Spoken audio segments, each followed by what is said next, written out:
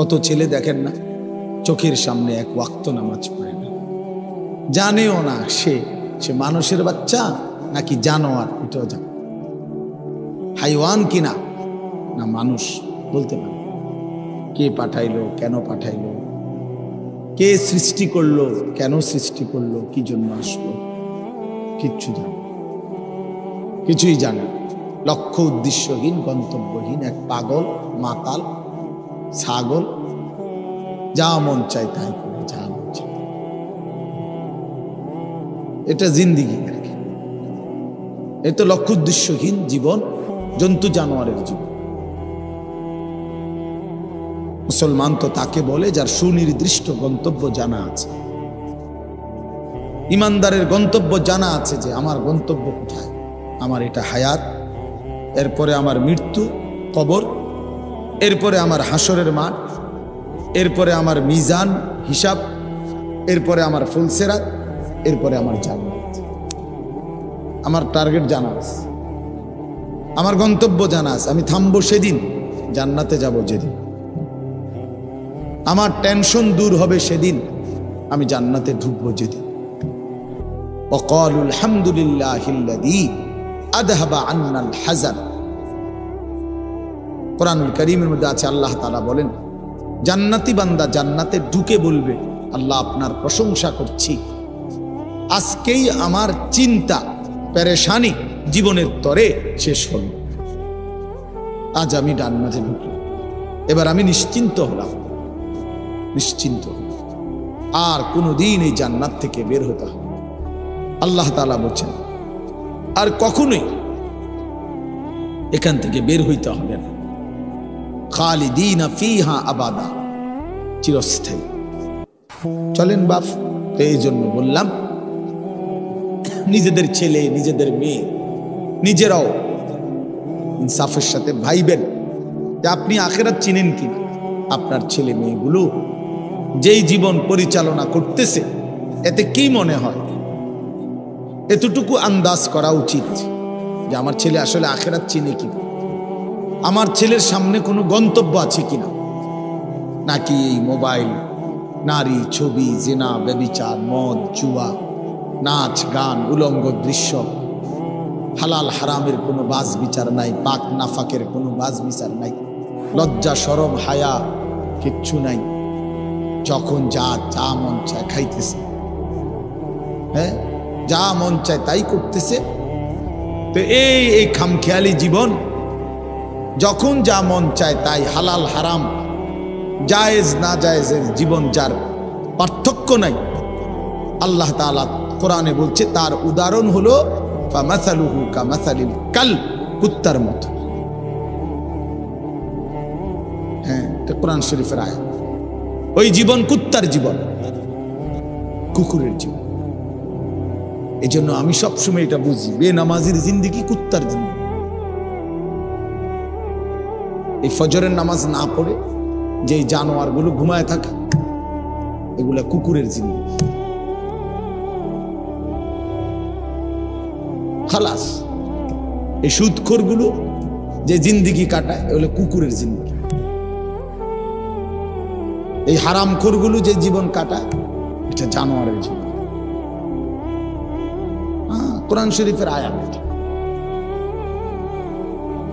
ওয়াত্তাবাআ হাওয়াহু ফামাসালুহু কামাসালিল কালব।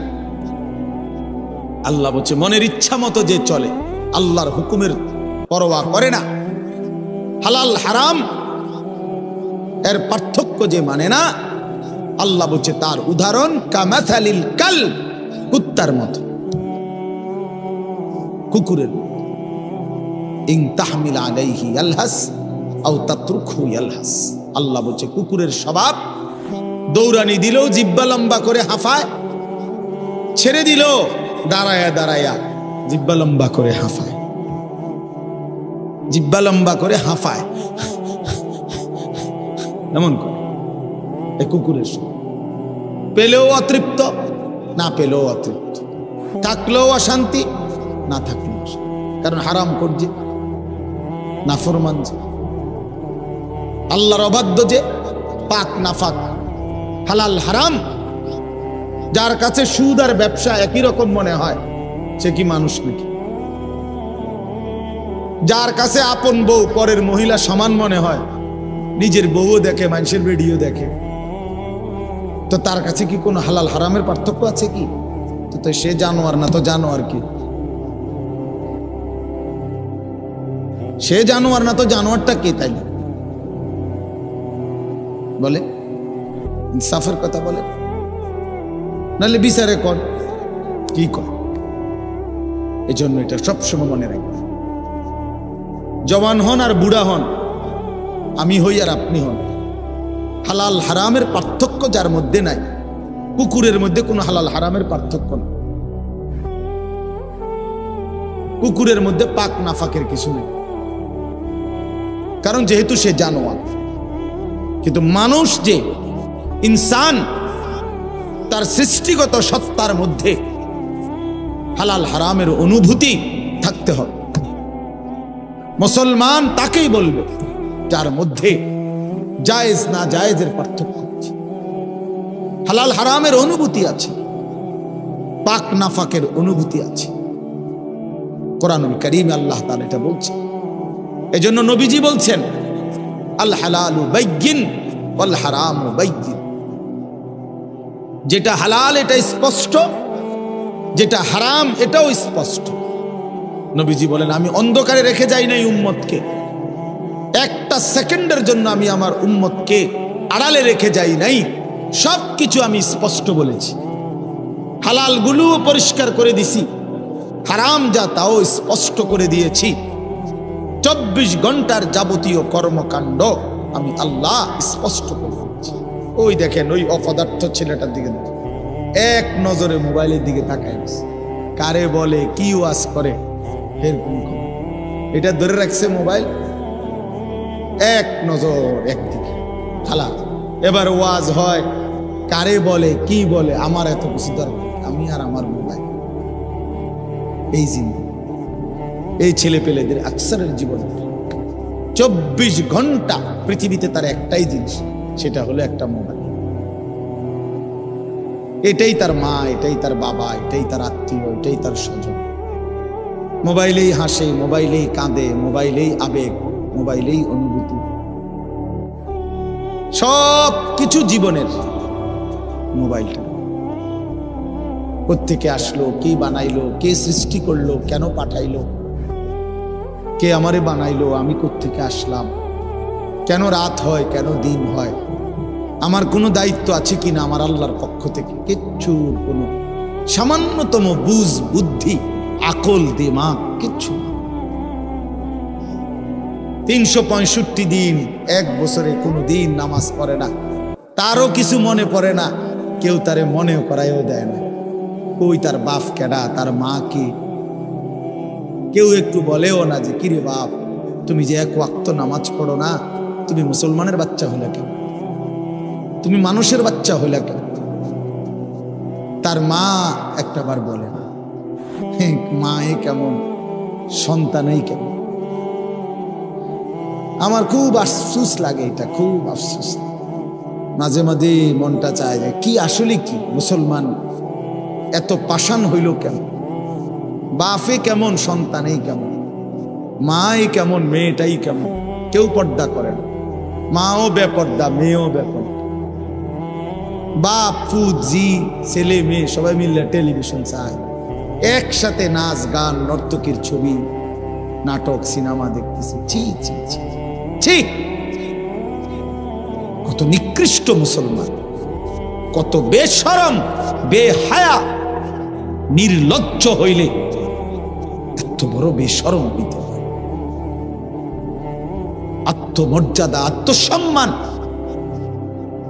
লজ্জা যদি এক বিন্দু থাকতো, তাইলে তো বাবা জিজ্ঞেস করতো যে কিরে বাপ তুই মুসলমানের ঘরে জন্ম নিয়া এক ওয়াক্ত নামাজ পড়ে না, তুই কেমনে রে আমি মুসলমানের সন্তান হইলি, তুই মুসলমানের ঘরে সন্তান হইলি কেমন। আরে এইটা তো আগে বোঝাপড়া করার বিষয় ছিল। তোর বিদেশ, তোর চাকরি, তোর দাখিল, তোর এসএসসি বেড়া এডি বাদ দে বেড়া, থো বেড়া এডি পরের কথা বেড়া, আগে তুই তুই মুসলমানের বাচ্চা কিনা আগে এটা বল বেটা। তোর নামাজের বুঝাপড়া কর আগে বেটা। কিসের তোর বিদেশ, আবার কিসের তোর দেশ? তোর চাকরি দিয়ে আমি করব কি? তোর ব্যবসা দিয়ে আমি করবো কি? তোর উপার্জন খাইয়া আমি করবো কি বেটা? তুই তো হারাম কর, তো নাফরমান। এতটুকু যদি বিবেক বাবার না থাকে, সেটা কেমন বাপ, এ কেমন অভিভাবক, এ কেমন মুসলমান মা বাবা যাদের হৃদয়ে এই কথা আসলো না? একটা তো উচিত ছিল আগে এই বুঝাপড়া করা। আগে ছেলের সাথে এই বুঝাপড়া করেন। তুই মুসলমানের বাচ্চা কিনা আগে এটা বল। মুসলমানের বাচ্চা 16 বছরে এক ওয়াক্ত নামাজ ছাড়া থাকে কেন? কথা বলেন, ইনসাফ কি বলে? ইনসাফের কথা বলেন, বিচারের কথা বলেন। ছেলেগুলোকে আপনারা এভাবে ছেড়ে দিলেন, আর তোমরা ছেলেরাও বাবা এভাবে নষ্ট হয়ে গেল। অনাদরে, অবহেলায় এমন সুন্দর জীবন, এমন সুন্দর যৌবন, শরীর, স্বাস্থ্য সব শেষ করে দিলাম। একবারও মনে পড়লো না তোমারও তো শেষ আছে বাপ। রাত যেমন ভোর হয়, দিন যেমন রাত হয়, তোমারও হায়াতও একদিন শেষ হয়। প্রতি ঘন্টা, মিনিট, সেকেন্ড যায় মানে তোমার হায়াত যায়, আমার হায়াত যায়, ঠিক না? তো আল্লাহ আমাদেরকে বুঝদান করেন। এজন্য বাপ আমরা ভাবা উচিত, আমাদের এটা ফিকির করা উচিত। এ ছোটরাও, বড়রাও, মাঝ বয়সীরাও, এত লাগাম ছাড়া মানুষ হয় না। মুসলমানের জীবন এত বড়, জন্তু জানোয়ারের মতো হওয়ার কথা না বাবা। হ্যাঁ, গুনাহ হইতে পারে, গুনাহ আমারও আছে, আপনাদেরও আছে, গুনাহ হইতে পারে, হবে। সেটা হলো হুচট খাওয়া। মানে চলার পথে আমি 10 কিলো পথ হাঁটলাম, আমি 30 কিলো পথ গেছি এক জায়গা থেকে আরেক জায়গায়। তো এই চলার পথে হয়তো একবার আধবার পড়ে যাইতে পারি, পিছলা খাইতে পারি, ঠিক আছে, এটা হইতে পারে। কিন্তু আমি বুঝি 30 কিলোমিটার একেবারেই পড়ে রইলাম, পিছলা খাইয়া রইলাম। তাহলে ভুল আমার হইতে পারে, গুনাহ আমার হইতে পারে। আমার 6 মাসে কোনোদিন নামাজ ছুটে যাইতে পারে। আমি জীবন চলার পথে কখনো কাউকে রাগ করতে পারি, গালি দিয়া লাইতে পারি। এটা তো হওয়া স্বাভাবিক, হইতে পারে। কিন্তু লাগাতার প্রতিদিন একরকম, এটা মুসলমান? কথা বুঝছেন কিনা আমার? আপনি বুঝি এখানে প্রত্যেকদিন মিশা কথা কইবেন, আপনি বুঝি প্রতিদিন সুদ খাইবেন, আপনি বুঝি প্রত্যেক দিন ওজনে কম দিবেন, এটা বুঝি মুসলমান? আপনি বুঝি একদিনও নামাজ পড়তেন না, আপনি বুঝি 365 দিনে কোনোদিন ফজরের নামাজ পড়তেন না, এটা মুসলমান? তো এটা তো হুচট খাওয়া না, এটা তো গাদ্দারি, এটা তো ইচ্ছা করে ঠান্ডা মাথায় ধীরে সুস্থে ভেবে চিনতে আল্লাহর সাথে গাদ্দারি করতেছে, আল্লাহরে বুড়া আঙ্গুল দেখাইতেছে যে দেখো কইলা কেন সেজদা দিতাম না, চাই কিতা করতাম। আল্লাহ বলবে অসুবিধা নাই বান্দা, বাতে না খাও, আর তো বেশি কিছু না, দুগা খানাই তো খাও আর ঘুম যাও, খানা তো কুত্তাও খায়। তবে মনে রাখো কবরে আইসো, একটা লাথি দেওয়া মু ফেরেশতারে দিয়া, একটা লাথি, এক লাথিতে বুঝবা আমার নাফরমানির শাস্তি কি। কাল্লা সাউফা তা'লামুন সুম্মা কাল্লা সাউফা তা'লামুন। আল্লাহ বলে বান্দা কবরে আইসো, আমি বুঝায় দেব আমার নাফরমানির শাস্তিটা কি। ফেরেশতা 2 কান বরাবর, আল্লাহর নবী বলছেন নাফরমানের কবরে ফেরেশতা ফায়াদরিবু দারবাতান বাইনা উযুনাইহি, 2টা কান বরাবর ঘাড়ের মধ্যে প্রত্যেকটা আঘাত করবে লোহার হাতুড়ি দিয়ে। ফায়াসিহু সাইহাতান, নাফরমান কবরে এত জোরে চিৎকার করবে, ইয়াসমাউহা মান ইয়ালিহি ইল্লা সাকালাইন। আল্লাহর নবী বলেন দুনিয়াবাসী, মানুষ এবং জিন ব্যতীত আল্লাহর সব সৃষ্টি ওই বেঈমানের কবরের চিৎকার শুনতে পাবে, এমন জোরে চিৎকার দিবে, একটা একটা আঘাত।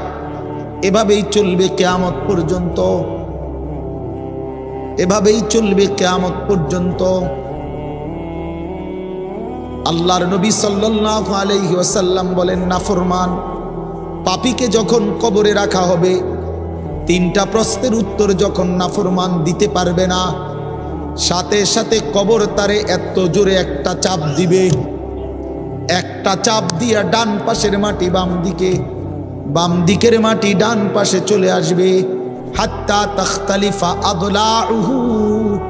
আল্লাহর নবী বলেন, ডান পাশের পাজরের হাড্ডি ভাইঙ্গা বাম পাশে ঢুকে যাবে, বাম পাশের হাড্ডিগুলো ভাইঙ্গা ডান পাশে ঢুকে যাবে। নবীজি দেখায় দিছে হাত্তা তাখতালিফা আদলাউহু, এইভাবে দুই আঙ্গুল একটা যেমন আরেকটার মধ্যে ঢুকে যায়, আল্লাহর নবী বলেন এভাবে পাজরের হাড্ডি একটা আরেকটার মধ্যে ঢুকে যাবে।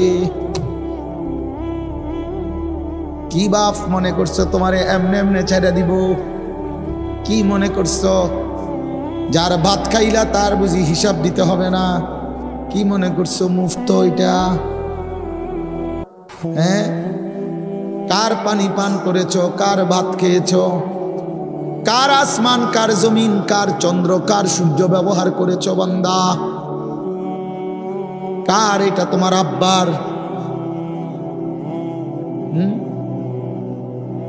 শরীরটা তোমার বাপের নি, চোখ নাক কান তো তোমার আল্লাহর। আলাম নাজআল লাহু আইনাইন ওয়া লিসানাও ওয়া শাফাতাইন। আল্লাহ বলে, বলো না বান্দা আমি কি দুইটা চোখ দেই নাই? ওহ বাবা কথা কয় না। আমি কি জিহ্বাটা দেই নাই?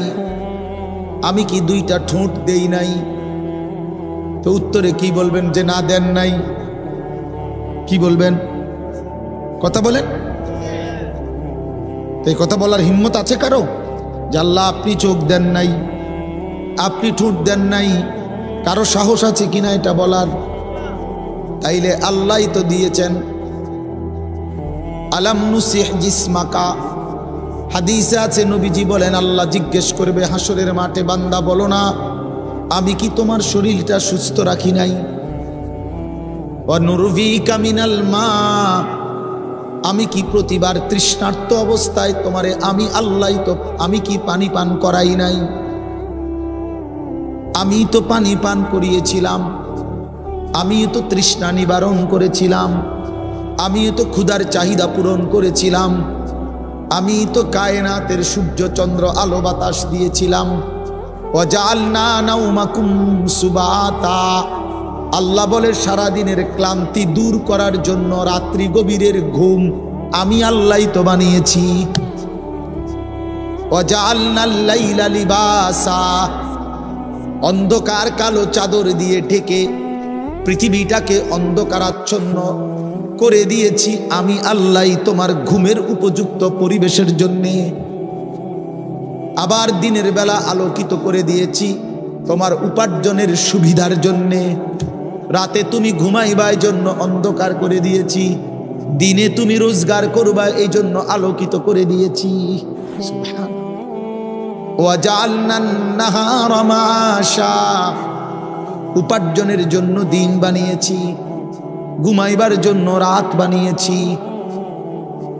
ওয়াজআলনা সিরাজাও ওয়াহাজা, একটা উজ্জ্বল সূর্য আমি আল্লাহই বানিয়েছি।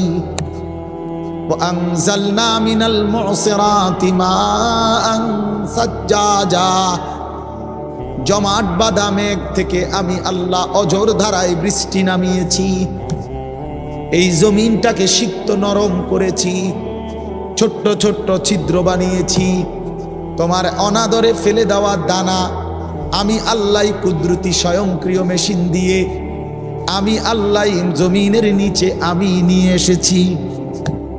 কয়দিন পরে আবার আমি আল্লাহ সেই ছোট্ট দানা থেকে নতুন গাছ বের করে দিয়েছি। লিনুখরিজা বিহি হাব্বান ওয়া নাবাতা, রিজিকের ব্যবস্থা আমি করলাম, ঘুমের ব্যবস্থা আমি করলাম, উপার্জনের পরিবেশ আমি করে দিলাম, শরীর স্বাস্থ্য জীবন যৌবন আমি দিলাম, আমি কেন সেজদা পেলাম না? আল্লাহ যদি বলে বান্দা আমি কি অপরাধ করলাম, আমি তোমার এত কিছু দিয়ে আমি কি অন্যায়টা করলাম যেই অপরাধের কারণে তুমি আমারে সেজদা দিলা না? কি বলবা যুবক? নাফরমান যুবক কি বলবা? অসভ্য যুবক যে নামাজ পড়ো না, হায়ওয়ান তুমি কি বলবা? তুমি মানুষ না জানোয়ার? বেনামাজি তুই মানুষ না জানোয়ার? বল, মানুষ না জানোয়ার বল বেটা। অনেক বেহায়া এখনো হাসে এইখানে, এত বড় অসভ্য বেহায়া, এই বেহায়া এখনো হাসে। চিন্তা করছো নি? হ্যাঁ, এত বড়, এত নির্লজ্জ, এত বড় অসভ্য যে এখনো হাসে। অর্থ হইল আমার এই, বুঝেন নাই? বুঝতেছে সে আমার এই। আহ আহ আমার মনে এক কুকুর রে কইলে কুকুর মাথা নামা। আহা, আমাদের সন্তানদের হালাত কত নাজুক, চিন্তা করে। মুসলিম সমাজে বসবাস করে, বাপ মুসলমান, মা মুসলমান, চারিদিকে মসজিদ, চারিদিকে মাদ্রাসা, কত দাড়িওয়ালা, টুপিওয়ালা, পাঞ্জাবিওয়ালা প্রতিদিন মসজিদের মিনারা থেকে উচ্চ কণ্ঠে মাইকের হর্ন দিয়ে আজান হইতেছে। এত বেশি মাইক, হর্ন, মসজিদ, মাদ্রাসার পরিবেশের মাঝখানে থাইকাও এটা কত বড় গাদ্দার, কত বড় গাঁটতারা নাফরমান। এত সুন্দর চারদিকে মসজিদ, মাদ্রাসা, আলেম ওলামা, দাড়ি টুপি, মাদ্রাসার পরিবেশের ভেতরে থাইকাও জানোয়ারে একটা সেজদা দেয় না। কত বড় নিকৃষ্ট জানোয়ার, চিন্তা করছে। এই বাপ, এমন সন্তান পাইলা কবরে যাই আফসোস ছাড়ার কিছু। আজকে যদি এই আফ্রিকার জঙ্গলে থাকতো তাহলে হইতো যে বাবা এত বড় আফ্রিকার জঙ্গলে ছিলাম যেখানে কোনোদিন কোনো আজান হয় নাই, যেখানে কোনো মসজিদ দেখি নাই, মাদ্রাসা দেখি নাই, আল্লাহ চিনব কোত্থেকে? আমি তো আফ্রিকার জঙ্গলের ভিতরে থাকতাম। বলেন, একটা ছেলে বলেন, এই ছেলেগুলো বেনামাজি যে ছেলেগুলো, এদেরকে জিজ্ঞাসা করেন যে বাবা তুই কি আল্লাহ চিনলি না, না রাসূল চিনলি না? তুমি বাবা কি মসজিদ চিনলা না, মাদ্রাসা চিনলা না?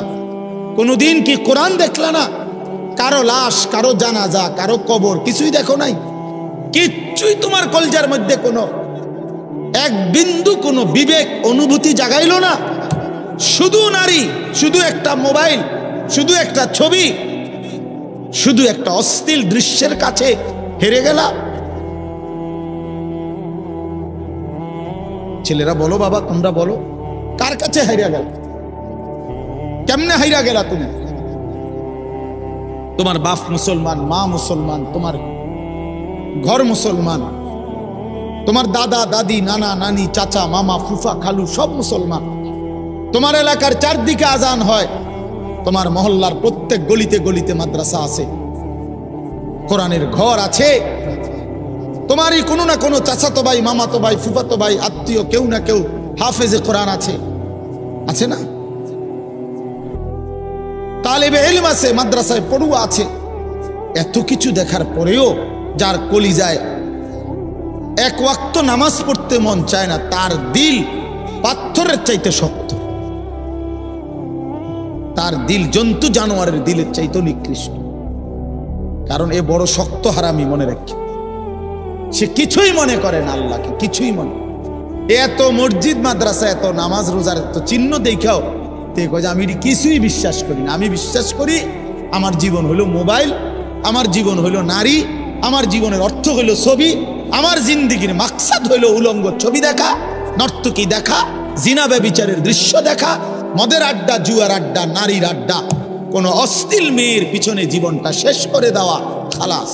আমি বুঝছি এটাই জীবন। কিসের মসজিদ, কিসের মাদ্রাসা, কিসের আল্লাহ, কিসের রাসূল, আমি এগুলা বুঝি না। এতটা উল্টে গেল কেন? এত বড় লানত হলো কেন? বলেন বাবা, অতএব আপনাদের কাছে অনুরোধ করলাম, আপনারা আপনাদের বিবেককে নিয়ে ভাবেন। তোমরা ছেলেরাও বাবা রাগ হইও না, বুঝতে শিখো বাবা। কে ফিরাবে তোমাদেরকে? কে ফিরাবে? কে ফিরাবে? কে ফিরাবে বাপ? তোমরা কি কোনোদিন মরবা না? আজ যদি মৃত্যু হয়, এই বেনামাজি জিন্দিগি নিয়ে কেমনে কবরে যায়? ঠিক বা কেন? এই নাফরমানের জিন্দিগি নিয়ে কেমনে ঠিক? এই জন্য আমরা প্রত্যেকেই প্রস্তুতি নেই। যদি ভাবতে শিখি, বুঝি, সামান্য অনুভূতি জাগে, তাহলে এই অনুভূতিটাকে কাজে লাগাবার একটা বড় সুযোগ। পিছনের গুনাহ মাফ করে নতুন করে নিজেকে আল্লাহর ইবাদত, ঈমান, আমলের দ্বারা সজ্জিত করার একটা শ্রেষ্ঠতম সিজন, মৌসুম আসতেছে। সেটা হলো মাহে রমজান। বড় বেশি সুযোগ আসতেছে। আল্লাহ যদি দয়া করে হায়াত দেয়, তো পিছনের সব গুনাহ মাফ করিয়ে নতুন সাজে নিজেকে সজ্জিত করার, আখিরাতের রঙে রঙিন করার, জান্নাতের রঙে নিজেকে গড়ে তোলার এক শ্রেষ্ঠতম মাস মাহে রমজান। রমজান মানে অন্য কিছু, রমজান মানে ভিন্ন কিছু। রমজান মাসে মানে নিজেকে বদলানোর মাস। রমজান মানে নিজেকে পরিবর্তনের মাস। রমজান মানে নিজেকে আখিরাতের রঙে রঙিন করার মাস। রমজান মানে আল্লাহ তাআলার মহব্বতে, রাসূলুল্লাহ সাল্লাল্লাহু আলাইহি ওয়াসাল্লামের মহব্বতে ডুবে যাওয়ার মাস। এটা আমাদের সামনে। আল্লাহ আমাদের জন্য রমজানের হায়াত ভিক্ষা দান করেন। আল্লাহ যেন আমাদের সকলকে রমজান পর্যন্ত পৌঁছিয়ে দেন।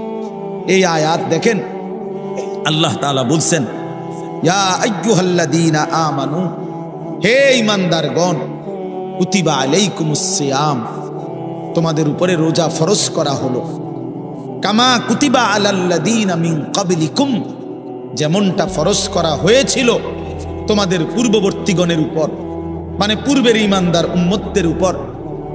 কেন ফরজ করা হলো রোজা? উদ্দেশ্য কি? আমি আল্লাহর, লাআল্লাকুম তাত্তাকুন, যেন তোমরা মুত্তাকি হতে পারো, মুত্তাকি হইতে পারো, আল্লাহ ভীরু হইতে পারো। আর মুত্তাকি হলে কি লাভ হবে? উইদ্দাত লিল মুত্তাকিন, আল্লাহ বলে জান্নাত বানানোই হয়েছে মুত্তাকিদের জন্য। মুত্তাকি হবে তো জান্নাতি হবে, জান্নাতি হবে। এই আয়াতটার অল্প একটু কথা, আমি এই আয়াতটাই পড়ছি সূরা বাকারার 183 নম্বর আয়াত, দ্বিতীয় পারা, দ্বিতীয় সূরা। এটার উপর আর একটু কথা বললে আমার কথা শেষ। আমরা আমাদের যদি পরিবর্তন চাই, পরিবর্তনের সুযোগ মাহে রমজান। আমরা যদি আখিরাত সাজাইতে চাই, আমাদের জন্য শ্রেষ্ঠ সুযোগ মাহে রমজান। আমরা যদি ঘুরে দাঁড়াইতে চাই, আমাদের জন্য শ্রেষ্ঠ সুযোগ মাহে রমজান। মাহে রমজান, আল্লাহ নাফরমানির এই জিন্দিগি আমি ছেড়ে দেব, আপনার রঙে রঙিন হব, তাইলে শ্রেষ্ঠতম সুযোগ মাহে রমজান। মাহে রমজানের মধ্যে অসম্ভব শক্তি আছে, মাহে রমজানের মধ্যে অসম্ভব পাওয়ার আছে। আল্লাহ বলছে, রমজানে বান্দা আইসো আমার কাছে, রাত দিন 24 ঘন্টা আমি আল্লাহ জাহান্নাম থেকে মুক্তি দিতে থাকবো। ওয়াতাখাউ মিনান নার, জাহান্নাম থেকে মুক্তি দেব, সারা রাত মুক্তি দেব, সারা দিন মুক্তি দেব। রমজানের প্রতি ঘন্টা, প্রতি মিনিট, প্রতি সেকেন্ড হীরা মণি মুক্তা জহরতের চাইতেও কোটি গুণ বেশি দাম, কোটি গুণ বেশি। আল্লাহ তাআলা সেই মহিমান্বিত রমজান আমাদের সামনে আনতেছেন। আর মাত্র 18-19 দিনও বাকি নাই। এই অল্প কয়টা দিন বাবা, আমাদের উচিত রমজানের জন্য অধীর আগ্রহে মহব্বতের সাথে আল্লাহর কাছে হায়াত ভিক্ষা চাওয়া, যে আল্লাহ এত কাছে আইনা মৃত্যু দিয়েন, কবরে নিয়েন, আর কয়টা দিন হায়াত দেন, রমজান পর্যন্ত পৌঁছিয়ে দেন। আল্লাহুম্মা বারিক লানা ফি রাজাব ওয়া শাবান ওয়া বাল্লিগনা রমাদান। আল্লাহ তাআলা বলেন, ইয়া আইয়ুহাল্লাযীনা আমানু। দেখেন, এই একটি আয়াতে আল্লাহ 4টা কথা বলছে। একটা হলো, হে ঈমানদারগণ। 2 নাম্বার হলো, তোমাদের উপরে রোজা ফরজ করা হলো। 3 নাম্বার হলো, যেমনটা ফরজ করা হয়েছিল পূর্ববর্তীদের উপরে। 4 নাম্বার হলো, যেন তোমরা মুত্তাকি হতে পারো। কয়টা কথা হলো? এই চারটা কথার আমি চারটা আলগা সংক্ষিপ্ত একটু ব্যাখ্যা বলি। এক নাম্বার হলো, হে ঈমানদারগণ, এটা আল্লাহ আমাদেরকে ডাক দিয়েছেন। তাফসীরের মধ্যে আছে আদম আলাইহিস সালাম থেকে নিয়ে আমাদের নবী পর্যন্ত, ইতিপূর্বে আমাদের নবীর আগে যত নবী পৃথিবীতে আল্লাহ পাঠাইছেন, ওই নবীদের উপরে যারা ঈমান আনছিল, ওই নবীদের আমলে তাদের কাউকে কোনোদিন আল্লাহ তাআলা এই শব্দ দিয়ে হে ঈমানদারগণ, ইয়া আইয়ুহাল্লাযীনা আমানু বলে ডাক দেন নাই। আগে সর্বপ্রথম আমাদের নবী, আখিরি নবী, আল্লাহর বন্ধু, আমাদের নবীর ভালোবাসায় আল্লাহ তাআলা বলছে, বন্ধু, বিগত কোন নবীর ঈমানদার উম্মতকে আমি যেই শব্দে ডাকি নাই, এই প্রথম আপনার ভালোবাসায় আপনার ঈমানদার উম্মতকে আমি ইয়া আইয়ুহাল্লাযীনা আমানু এই নতুন শব্দে ডাক দিলাম। হে ঈমানদারগণ, হে ঈমানদার, তোমরা আমার। তাফসীর ইবনে কাসিরের মধ্যে আছে, যে ঈমানদার সে আল্লাহর বন্ধু, যে মুমিন সে কার বন্ধু? আল্লাহর বন্ধু। আল্লাহর বন্ধু, মুমিনের বন্ধু আল্লাহ, আল্লাহর বন্ধু মুমিন, আল্লাহর বন্ধু মুমিন। এই জন্য তাফসীরে লিখছে, হে ঈমানদারগণ, এই কথার আরেকটা তরজমা এটা, হে আমার বন্ধুগণ। আল্লাহ যেন ডাক দিয়া বলছে, হে আমার বন্ধুগণ, তোমরা আমার বন্ধু, তোমরা আমার। আমি বানাইছি বহু জনেরে, তোমরা বানাইছি আমার জন্য, আমার জন্য। তোমরা আমার, তোমরা আমারে মেনে নিয়েছ, তোমরা আমার কালেমা পড়েছ, তোমরা আমার রাসূলকে মেনে নিয়েছ, অতএব তোমরা আমার। তোমাদের কালেমা লা ইলাহা ইল্লাল্লাহ মুহাম্মাদুর রাসূলুল্লাহ, এটা আমি গ্রহণ করলাম, গ্রহণ করে আমি নিলাম। এই জন্যই আমি তোমাদেরকে ডাক দিই। তুমি বলছো আমি এনে ভর্তি অমুক। ওই যে আমারে মোহাম্মদে বলছে, তার ছোট ভাই হাফেজ মুশাররফ কয়, আমার আজকে বললো যে হুজুর ভর্তি করামু আপনার মাদ্রাসায়, তো কি কোন সময় আমু, ফরম নিয়ম কানুন কি? আমি এত কথা তোমার দরকার কি, হাতে ভর্তি হইব সারছে। তার মানে আমি বলতে চাইছি, তারে কি বুঝাইলাম, তোমার এত নিয়ম কানুনের দরকার কি, আমি তারে নিলাম, খালাস, আমি ভর্তি নিলাম। তাইলে অর্থ হইল আল্লাহ তাআলা বলছেন, বান্দা তোমার কালেমা আমি নিলাম, তোমার ঈমান আমি নিলাম, এজন্য আমি তোমার মুমিন বলে ডাক দিলাম। আল্লাহ কাউকে নিজের করে ডাক দেওয়া, খোদার কসম, এটা তার জীবনের সবচেয়ে বড় পাওয়া। যদি দিল থাকতো তাইলে আমরা বুঝতাম। এক এমপি সাহেব যদি কারো নাম নেয়, এক মন্ত্রী সাহেব কারো নাম নেয়, আর তারে যদি কেউ আইয়া কয় আজকে তো মন্ত্রী সাহেবের কাছে গেছিলাম আর উনি তোমার নাম নিছে, তোমার কথা ভালো কইছে, বাবা হেতে বেটা তো মানে ঠ্যাঙালগি দিয়ে আটতে লাগবে। হ্যাঁ, বাইতাইয়া ঘরে বেড়িয়ে কথাবার্তা সাবধান কও, আগের মতো নাই, যেরুম মনে করছে এরুম না। কি কিছে মন্ত্রী সাহেব আজকেও আমার নাম নিছে, জিঙ্গাও, মানে সে এটাকে খুব গৌরবের মনে করবে, ঠিকই না বলেন না কেন? সবার কাছেই ঘুরে ঘুরে বলার চেষ্টা করবে, আমি কিন্তু মন্ত্রীর পরিচিত। হাদিসের মধ্যে আছে, এক সাহাবী উবাই ইবনে কাব রাদিয়াল্লাহু তাআলা আনহু, সাহাবীদের মধ্যে নবীজির সবচেয়ে সুন্দর কোরআন শরীফ পড়তেন যিনি, ওনার নাম হলো উবাই ইবনে কাব। তো এই উনি নবীজি একদিন উনাকে বলছেন, এই সাহাবীকে, যে উবাই এদিকে আসো, তুমি আমারে কোরআন শরীফ পড়ে শোনাও, বুঝছেননি? তখন ওই সাহাবী একটু লজ্জিত হয়ে বলতেছি, ইয়া রাসূলুল্লাহ, আমি আপনার সামনে কোরআন পড়বো, অথচ কোরআন তো আমরা আপনার থেকেই শুনি, কোরআন আপনার উপরেই নাজিল হয়, আমি কোন সাহসে আপনার সামনে কোরআন পড়ি? তো নবীজি বললেন, শোনো, মহান আল্লাহ পাক রব্বুল আলামিন জিব্রাইল পাঠাইয়া তোমার নাম নিয়া বলছে তোমার কাছ থেকে আমি কোরআন শুনতে। এই আমরা স্পষ্ট হাদিসে পড়ছি, বিশ্বাস করেন। এই সাহাবী এটা শুইনা 3 বার জিজ্ঞাসা করছে নবীজিরে, আওয়াসাম্মানি আল্লাহ, ইয়া রাসূলুল্লাহ বললেন কি, আমার আল্লাহ আমার নাম নিছে? আমার নাম? আর কোন কি আপনি? নবীজি বলল, হ তোমার নামে তো নিছে।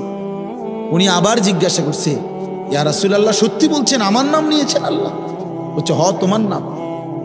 আবার জিজ্ঞাসা করছেন, হাদিসের স্পষ্ট শব্দ আছে ফাবাকা। তিনবারের পরে এই সাহাবী খুশিতে আনন্দে চিৎকার করে কাঁদতে শুরু করছে আর বলতেছি, ইয়া রাসূলুল্লাহ, এক গোলামের কি পরিমাণ সৌভাগ্য, তার মুনিব তার নাম নিয়েছে। তা আমরা আমাদের কালেমার কি পরিমাণ সৌভাগ্য। আমরা একবার বলেছি কালেমা, আল্লাহ আমাদেরকে ডাক দিছে, ইয়া আইয়ুহাল্লাযীনা আমানু, হে আমার কালেমা ওয়ালারা, তোমরা আমার, আমি তোমাদের ঈমান নিলাম, আমি তোমাদেরকে ডাক দিলাম। এক মুমিনের কি পরিমাণ খুশি হওয়া উচিত। আপনি শুনেন, 29 নম্বর পারায় একটা সূরা আছে, সূরা মুরসালাত। এই যে এর আগে একটা সূরা আছে, সূরা দাহার, কোরআনুল কারীমের 76 নম্বর সূরা, 2 পৃষ্ঠাওয়ালা ছোট সূরা। এই সূরাটার মধ্যে জান্নাতের বর্ণনা সবচেয়ে সুন্দর, মানে জান্নাতের বর্ণনা হৃদয় কারা এই সূরাতে আছে। এই সূরাটা যেদিন নবীজির উপরে নাজিল হয়েছে, সেদিন নবীজির সামনে একজন কালো রঙের সাহাবী বসা ছিলেন। ওয়াইন্দাহু রাজুলুন আসওয়াদ, কালো একজন রঙের সাহাবী বসা ছিল, উনি বসা ছিলেন। এই সময় এই সূরাটা নাজিল হয়েছে, নবীজি উনাগরে শুনাইছে সূরাটা। তো এই সূরার মধ্যে জান্নাতের এমন হৃদয়গ্রাহী বর্ণনা। এই সাহাবীটা সামনে যিনি বসা কালো রঙের সহজ সরল সাহাবী, উনি এই সূরা এটা শুইনা জান্নাতের আশায় খুশিতে একটা চিৎকার দিছে, এক চিৎকারে হাদিসে আছে উনি ওইখানেই ইন্তেকাল করছে, এখানে। তখন আল্লাহর নবী বলেন, ওয়াল্লাহি লাকাদ আখরাজা নাফসা সাহিবিকুমুশ শাওকু ইলাল জান্নাহ। নবী বলেন, আল্লাহর কসম, জান্নাতের প্রবল আকাঙ্ক্ষায় তোমাদের বন্ধু জীবন দিয়ে দিল। নিকাল যায় দম তেরে কদমোं के नीचे, यही दिल की हसरत, यही दिल की आरज़ू है। এটা উর্দু শের আর কি। অর্থ হলো, হে প্রিয়তম, তোমার পায়ের নিচে জীবন দিলাম, জান দিয়ে দিলাম, আর এটাই ছিল আমার সারা জিন্দেগীর তামান্না, দিলের আকাঙ্ক্ষা, যে তোমার জন্য আমি জীবন দেব, আর সেটাই দিয়ে দিলাম। নিকাল যায় দম তেরে কদমোं के नीचे, তোমার কদমের নিচে আমার জান গেল। यही दिल की हसरत, এটাই ছিল দিলের আকাঙ্ক্ষা। এজন্য আজকে ছেলেরা কোথায় জীবন শেষ করে দিচ্ছ? এমন সুন্দর জীবন, এমন সুন্দর যৌবন, আহা, শক্তির টাইমটা, জীবনের সক্ষমতার সময়। ছোটবেলা তো ভাইয়া দুর্বল, বৃদ্ধ বয়সটাও দুর্বল। তোমাদের অনেক কিশোর নওজোয়ান একজনের গায়েও চাদর নাই, কিন্তু মুরব্বী সবগুলোর গায়ে চাদর। দেখো চাকায়া, এই চাচারা তো আমার সব পরিচিত চাচা। অর্থ হইল এই বৃদ্ধের এই দুর্বলতা তাকে চাদর গায়ে দিতে বাধ্য করেছে। তার শরীরে শীতের অনুভূতিটা বেশি, ঠিক কিনা বলেন নাকি? কিন্তু তোমরা নওজোয়ান, তোমাদের অধিকাংশ কারো গায়ে চাদর নাই। তোমরা দেখো ভাইয়া, আমার গায়ে কোনো চাদরই নাই। তাইলে বুঝাইতে চাইলাম, এই শক্তির সময় যৌবন। যুবক চাইলে পাহাড় কাইটা সমান করতে পারবে, যুবক চাইলে সাগর নদী মাটি দিয়ে ভরাট করে দিতে পারবে। একটা এলাকার যুবক ছেলেরা যদি চায়, সবার হাতে হাতে মদের বোতল পৌঁছাই দিতে পারবে। একটা সমাজের ছেলেরা যদি চায়, সবার হাতে হাতে নামাজের মুসল্লাও তুলে দিতে পারবে। অতএব ছেলেরা, তোমরা যারা যুবক আয়োজন করছো, আমি তোমাদের উৎসাহ দেই, একটু আগাও, এখানে থাইমা যাইও না। একটা মাহফিল করছি, এক ফোটলা বিরিয়ানি খাওয়াই দিছি, খালাস না বন্ধু, একটু আগাও। তোমরা আবার বসো, যে কয়জনে মাহফিলের আয়োজন করছো তোমরা আবার বসো, যে আমরা কেমনে একটু ভালো হইতে পারি। আট্টু চরিত্রবান হইতে পারি, আমরা কেমনে নিজেরা নামাজ ধরতে পারি। একটু যদি হিম্মত করো যুবক, ইনশাআল্লাহ ভালো হবে। শনিবার দিন আমি আমার মাদ্রাসায় এই শনিবারে সকাল 10টা থেকে বিকাল 4:30 পর্যন্ত এইবারই প্রথমবার আমি আলাদা 16 বছর থেকে 30 বছরের নিচে যাদের বয়স, এই কিশোর যুবকদের জন্য আলাদা ইসলাহি মজলিসের আয়োজন করছিলাম। আমার শায়েখ আল্লামা মুফতি মুশতাকুর নবী সাহেব বয়ান করছেন, আল্লামা মুফতি আমজাদ হুসাইন সাহেব বয়ান করছেন, হযরত মাওলানা মুফতি ইউসুফ বিন ইকবাল বয়ান করছেন, আমাদের কুমিল্লা ক্যান্টনমেন্টের বড় একজন শিশু বিশেষজ্ঞ ডাক্তার মিজানুর রহমান উনি বয়ান করছেন, আমি নিজে কিছু কথা বলছি। প্রায় 600 ছেলে এন্ট্রিভুক্ত আসছে, এখানে উপস্থিত হয়েছে 600। সন্দ্বীপে চট্টগ্রামে আমরা প্রতি বছর সন্দ্বীপ যাই, সেখানে 4টা-5টা ছেলে ফজরের নামাজের জন্য, তারা বন্ধু কলেজের ছেলে, 4-5 জন ছেলে মাত্র। ওরা একদিন সিদ্ধান্ত নিছিল, ওরা সবসময় ফজরের নামাজ পড়তো, তো ওরা একদিন সিদ্ধান্ত নিছে যে ফজরের পরে তারা সন্দ্বীপ তো সাগরের পারে, তো সাগরের পারে হাঁটতো তারা। তো তারা একদিন সিদ্ধান্ত নিছিল আজ থেকে 1 বছর আগে যে আমরা সকালবেলা না হাইটা চলো আমরা বন্ধুদেরকে ফজরের জন্য জাগাই, ফজরের ক্যাম্পেইন করি, ফজরের জন্য গণসংযোগ করি। এই 4-5 জন ছেলে উদ্যোগ নিয়ে শুরু করছে। ঠিক 1 বছরের মেহনতে এই গত নভেম্বর 24 সালের নভেম্বরে আমি গেছি মাহফিলে, ওইখানে তারা আমার লিস্টেড, ফজরের পরে আমি তাদের জন্য আলাদা বয়ান করছি, তাদের আলাদা মাহফিল হয়েছে ফজরের পরে। মানে রাতে আমি যেই প্যান্ডেলে ওয়াজ করছি ওই প্যান্ডেলটা তারা সকালের জন্য আবার ভাড়া নিছে। বুঝেন না এই কথা? আমি ওখানে ছিলাম, আর ওখানে রাত্রে আসা যায় না, ওইটা সন্দ্বীপে স্পিড বোট দিয়ে আইতে যাইতে হয়, তো তার রাইতে আউনের সিস্টেম নাই, থাকতে হয়। এই জন্য ফজরের পরে আবার বয়ান করছি 1.5 ঘন্টা। তো ওরা, আমি বললাম এত ভোরে ছেলেরা আইবনি, কয় হুজুর আসবেন ইনশাআল্লাহ, আপনি দেখেন। তারা আমারে দেখাইছে কাগজে কলমে লিস্টেড করা, প্রায় 4,500 ছেলে এখন ফজরের নামাজ জামাতে। যুবক চাইলে কি না পারে, যুবক চাইলে ভাঙতে পারে, যুবক চাইলে গড়তে পারে, যুবক চাইলে বুলডোজার দিয়ে সমান করে লাইতে পারে, সমান করে ফেলতে। আবার সেই ভাঙার উপরে যুবক চাইলে গড়তেও পারে। আল্লাহ তাআলা নওজোয়ানের শরীরে অসম্ভব হিম্মত দান করছে, অসম্ভব। এই জন্য বাপ, আমি যুবক যারা তাদেরকে উৎসাহিত করলাম। মহান আল্লাহ পাক রব্বুল আলামিন আমাদেরকে বলছেন, আমি তোমাদের ঈমানদার, ঈমান নিলাম, আমি ঈমান দিছি বান্দা। আমি গত বছর যখন তাবলীগের সফরে ছিলাম দিনাজপুর জেলায়, গত বছর আগস্ট মাসে 72 বছর বয়স্ক একজন হিন্দু লোককে কালেমার দাওয়াত দিছিলাম। ওনার 2 ছেলে মুসলমান, ওনারে আমি 2.5 ঘন্টা কালেমার দাওয়াত দিছি। আমরা 3 জন আলেম মিলে কত অনুনয় বিনয় করছি, কাকুতি মিনতি করছি, কাঁদছি, চোখের পানি ফেলছি। একটা বার চাচা কালেমা পড়েন, আপনার ছেলে মুসলমান, ছেলের বউ মুসলমান, আপনার নাতি নাতনি সব মুসলমান, আপনি এখনো বসে আছেন কেন? আহা, এই 72 বছর হয়ে গেছে। বুড়া মিয়া কয়, আমি ওটা বলবো না, বলে নাই। আমি আমার সাথীদের কাছে, আমার 26 জন সাথী নিয়ে চিল্লাই গেছি, 16 জন আলেম, এক চিল্লা সফরে 950 মানুষ আল্লাহর রাস্তায় বের হয়েছে চিল্লার জন্য।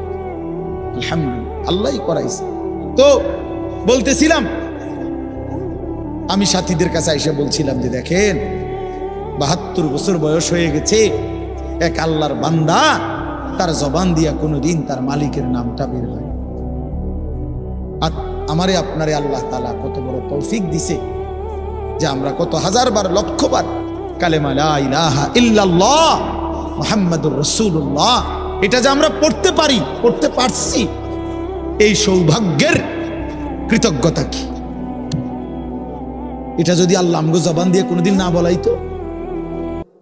কথা বলে না বাপ, এই ছেলেরা মিয়া, এই আব্বাফ যারা নামাজ পড়ো না, আরে না ফরমান, তুই যদি হিন্দুর ঘরে জন্ম নিতে, তুই যদি ইহুদির ঘরে জন্ম নিতে, তুই যদি খ্রিস্টানের ঘরে জন্ম নিতি, বেটা কি হতো জীবন? যদি কোনোদিন কালেমার আহ্বান না শুনতা।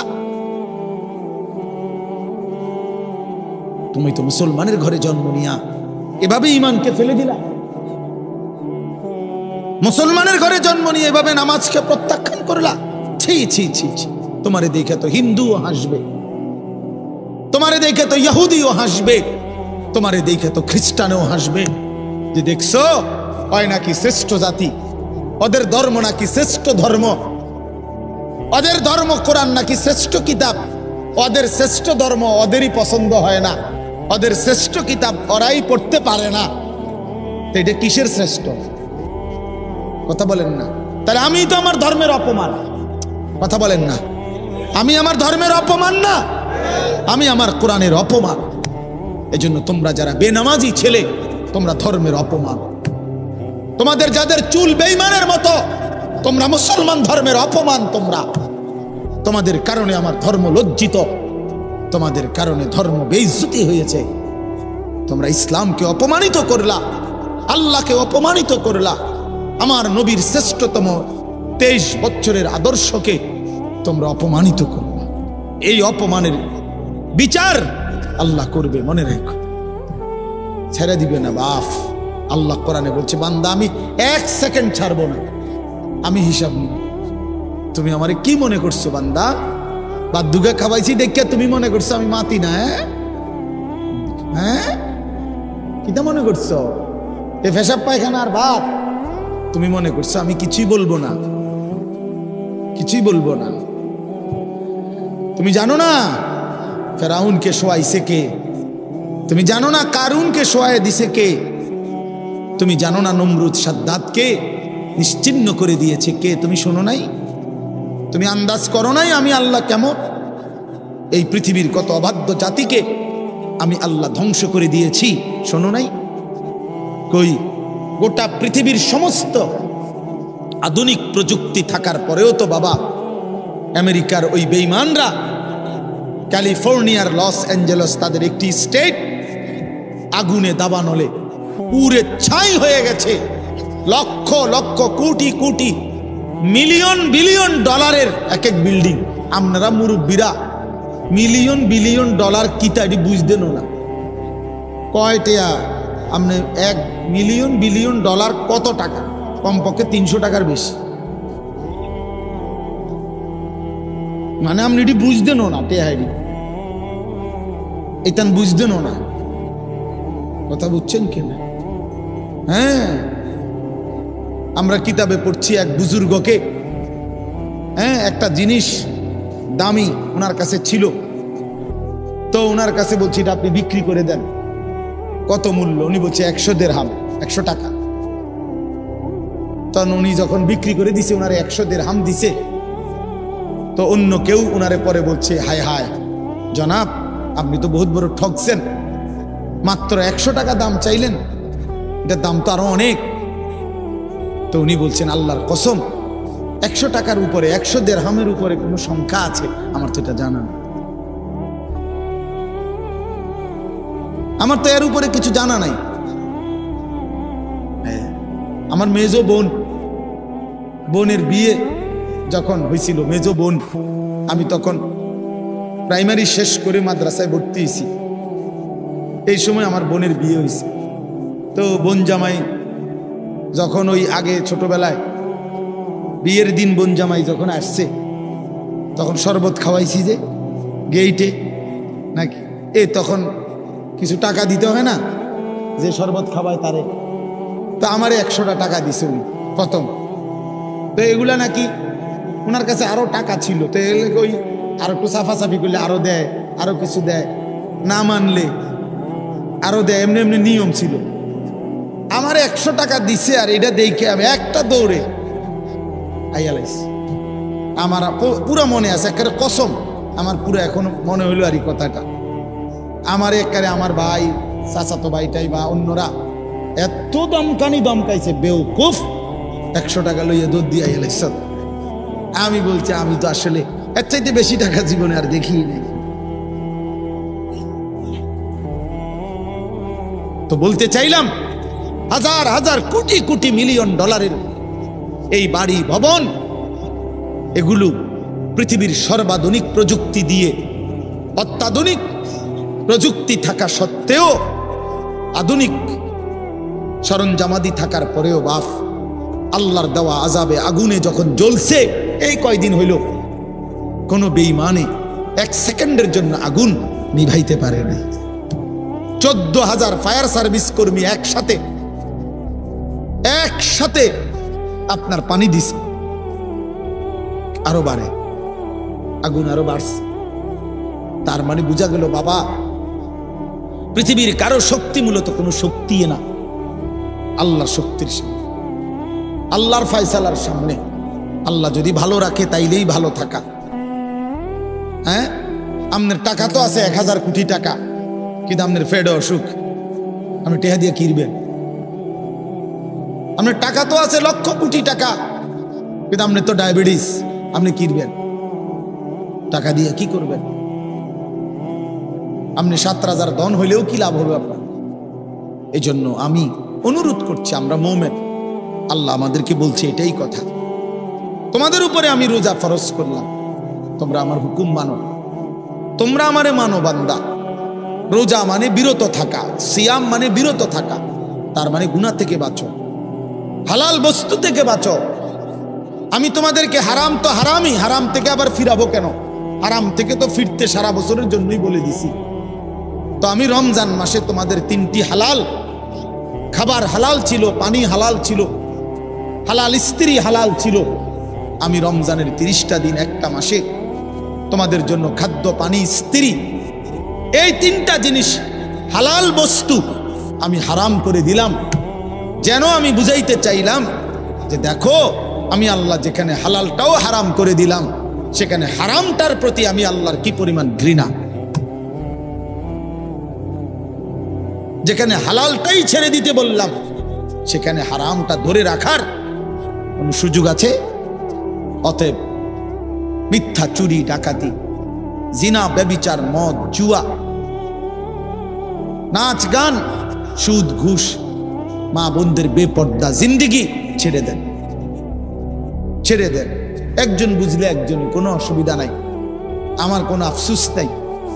আমি সব সময় ফেরিওয়ালার মতো আমি বুঝি, একজনই শুনুক, একজনই যদি ভাবে আলহামদুলিল্লাহ, সংখ্যা দিয়ে আমি কি করব?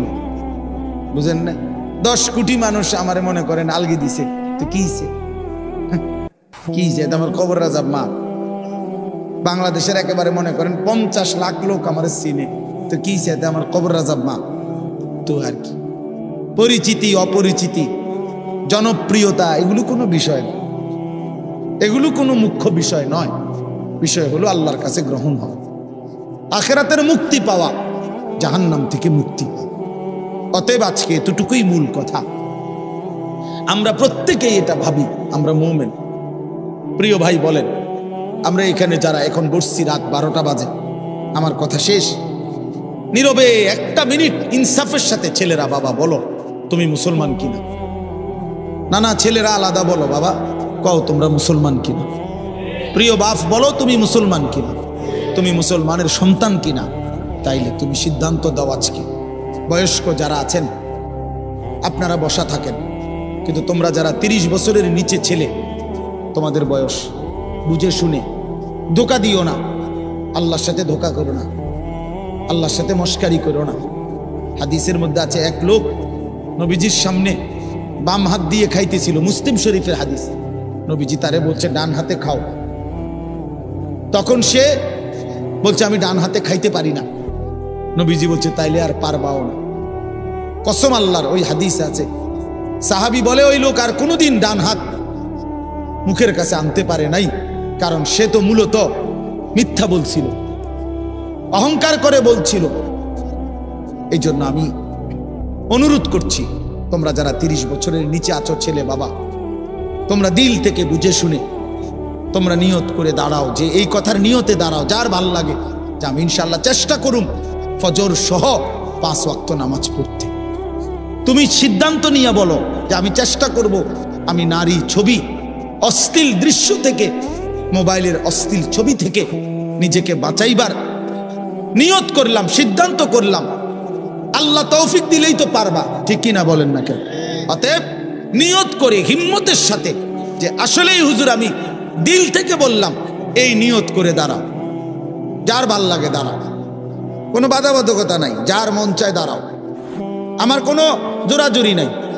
বাকি তুমি দিল থেকে বলো, মন থেকে মনে নিয়ত করো, তোমার দিলে তুমি।